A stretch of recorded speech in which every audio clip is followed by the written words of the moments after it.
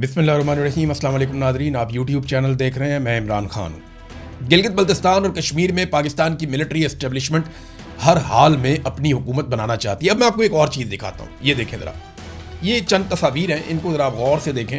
हाँ, ये आ गई, ये 2020 की तस्वीर है जब पाकिस्तान तहरीक इंसाफ की पाकिस्तान में हुकूमत थी और कंपेन चल रही थी इलेक्शन के लिए गिलगित बल्तिस्तान में। मैं इस इलेक्शन को कवर करने के लिए गिलगित बल्तिस्तान गया था। मुझे याद है बड़ी फेस्टिविटी थी, बड़ा माहौल बना हुआ था, जैसे एक फैंसी ड्रेस शो चल रहा हो। यहाँ मरियम नवाज और बिलावल जरदारी जो है वो नए नए ऐसा लगता है लॉन्च हो रहे थे और ये लोग बहुत इंजॉय कर रहे थे 2020 में इस इलेक्शन को। ये ज़रा आप तस्वीर देखें ना, इन लोगों ने कितना इंजॉय किया, कैसे ज़बरदस्त कॉस्ट्यूम पहने, कितने अच्छे फेस्टिवल के अंदाज में इन्होंने यहाँ पे कंपेन की। ना इनमें से किसी को गिरफ्तार किया गया, ना इनमें से किसी को टॉर्चर किया गया, ना इनमें से किसी को सूबा बदर किया गया, बल्कि इनको पूरी तरह से फैसिलिटेट किया गया। और ये वहाँ जिन होटलों में ठहरे हुए थे वहाँ पे मैंने इनकी सिक्योरिटी भी देखी, शानदार सिक्योरिटी, चाहे मरियम नवाज है चाहे बिलावल है, इन्हें फराहम की गई थी और पूरा प्रोटोकॉल था इनके पास। मुकम्मल आज़ादी थी इनको इलेक्शन लड़ने की और इन्होंने आज़ादी के साथ इलेक्शन लड़ा, कुछ सीटें जीती और बाकी सीटें हार भी गए, लेकिन इन्हें किसी ने कुछ कहा नहीं। लेकिन अब अगर आप सूरत-ए-हाल देखें तो बिल्कुल मुख्तलिफ है। यानी पाकिस्तान तहरीक इंसाफ को ये कहते हैं कि उनका रवैया ठीक नहीं था, तो आज जो रवैया है वो क्या है? तहरीक इंसाफ ने तो इन्हें इलेक्शन लड़ने का मौका दिया था।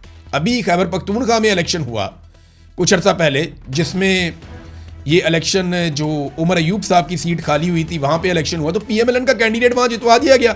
KP की हुकूमत कुछ भी नहीं कर सकी, उनकी वहाँ पे हुकूमत है, वो चाहते तो वो भी ये सारा कुछ कर सकते थे।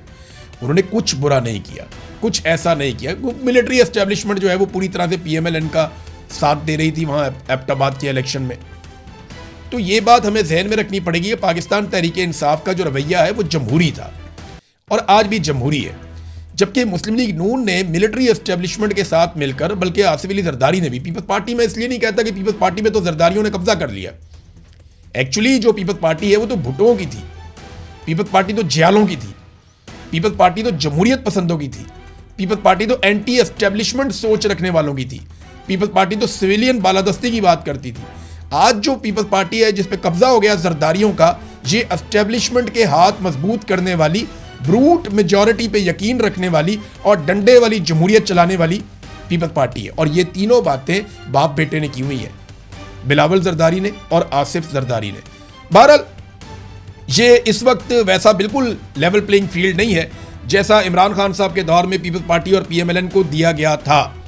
अब नाजरीन एक चीज़ मैं आपके सामने और रखता हूँ, यहाँ पे ख्वाजा आसिफ साहब का एक ट्वीट है, ये बड़ा इंटरेस्टिंग है। ये देखें जी, ख्वाजा आसिफ साहब आपको पता है वफाकी वजीर हैं और वजीर दिफा हैं, बल्कि वो ट्वीट करते हैं कि मेरे घरेलू मुलाजिम के गांव में ट्रांसफार्मर कल जल गया। लेस्को के एक पुराने मेहरबान CEO को फ़ोन किया कि किसी को फ़ोन करें और मेहरबानी फरमाएं। मुलाजमीन ने ट्रांसफार्मर मुरम्मत कर दिया और 80,000 रुपये ले लिए और मुरम्मत कर दिया। गांव वालों ने चंदा जमा करके लेस्को के मुलाजमीन को वो पैसा अदा कर दिया, रसीद किसी ने नहीं दी। बाकी आप अंदाज़ा लगा सकते हैं, ये हाल है कि एक साबिक बिजली का वजीर सिफारशी हो और मौजूदा काबीना का भी रुकन हो, उसकी सिफारिश पे भी वारदात से गुरेज नहीं किया जाता। आम सारिफ का क्या हाल होगा? रकम की बाकायदा अदायगी हुई है, लेस्को रसीद से इनकारी है। वैसे ख्वाजा साहब रसीद से तो मियाँ नवाज शरीफ भी इनकारी है, रसीद से तो मरियम नवाज भी इनकारी है। आज तक इन्होंने रसीदें नहीं दी जो इनसे मांगी गई थी। बहरहाल चले मेन बात पे आ जाते हैं। आपने खुद इस हाइब्रिड निज़ाम की तारीफ की थी ख्वाजा साहब, आपने खुद कहा था कि यह हाइब्रिड निज़ाम बेहतरीन परफॉर्म कर रहा है। ये है इस हाइब्रिड निज़ाम की टोटल परफॉर्मेंस। देखें, यहाँ पे तमाम इदारे इस बात पे खुश होते हैं कि उन्होंने पाकिस्तान तहरीक इंसाफ को नुकसान पहुँचाया और इसके बदले में उन्होंने मिलिट्री एस्टेब्लिशमेंट से शाबाशी वसूली। अगर ख्वाजा आसिफ साहब आपने उस CEO की जगह पे मिलिट्री के किसी कैप्टन को या कर्नल को आपने कहा होता या किसी एजेंसी के बंदे को कहा होता तो आपका काम बगैर पैसों के भी हो जाता। लेकिन वहां पे आपकी कहने की शायद औकात नहीं है, क्योंकि आप वजीर दिफा हैं, नाम के हैं। पाकिस्तान पता कब आगे बढ़ेगा? पाकिस्तान तब आगे बढ़ेगा जब ख्वाजा आसिफ से मिलने के लिए फील्ड मार्शल आसिम मुनीर वक्त मांगेंगे और जब मीटिंग होगी तो कमांड ख्वाजा आसिफ के हाथ में होगी और जो फैसले होंगे वो ख्वाजा आसिफ करेंगे और फैसलों पे अमल दरामद फील्ड मार्शल आसिम मुनीर करेंगे, तब पाकिस्तान आगे बढ़ेगा। ये मैंने आपको सादा सादा फार्मूला बता दिया। ख्वाजा आसिफ की जगह कोई भी वज़ीर दिफा होगा तो आर्मी चीफ को उसके अंडर में होना चाहिए। आज आर्मी चीफ की पावर यह कर दी गई है आइन में कि एक आर्मी चीफ को हटाने के लिए आपको 2/3 अक्सरियत चाहिए, जबकि वज़ीर आज़म को हटाने के लिए सादा अक्सरियत, स्पीकर को हटाने के लिए सादा अक्सरियत, वज़ीर आला को हटाने के लिए सादा अक्सरियत, आपको बेशुमार ओहदों से लोगों को हटाने के लिए चेयरमैन सेनेट, ये वो आपको सादा अक्सरियत। लेकिन अगर आपने आर्मी चीफ को हटाना है तो आपको 2/3 अक्सरियत चाहिए। ये इस मुल्क में आर्मी चीफ की पावर को बढ़ा दिया गया। तो जब आवे का आवा बिगड़ा हुआ होगा ना, तो फिर यही होगा ख्वाजा आसिफ साहब जो आपके साथ हो रहा है। आज ख्वाजा साद रफीक ने शिकायत की, आज ख्वाजा आसिफ ने भी शिकायत की। इनके अपने वजीर तंग आ गए हैं और थोड़े अरसे के बाद देखिए, जिस आदमी में थोड़ी सी भी जमहूरी सोच होगी ना, जरा सी भी, वो तंग आ जाएगा इस निज़ाम से। इसके साथ कोई भी पॉलिटिकल आदमी चल ही नहीं सकता।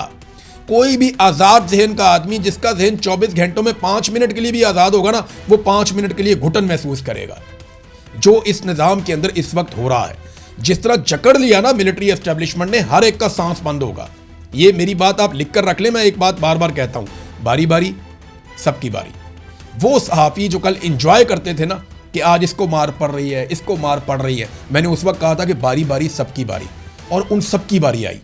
जो रह गए हैं ना, मेरी बात लिख कर रख लें, आप सबकी भी बारी आएगी।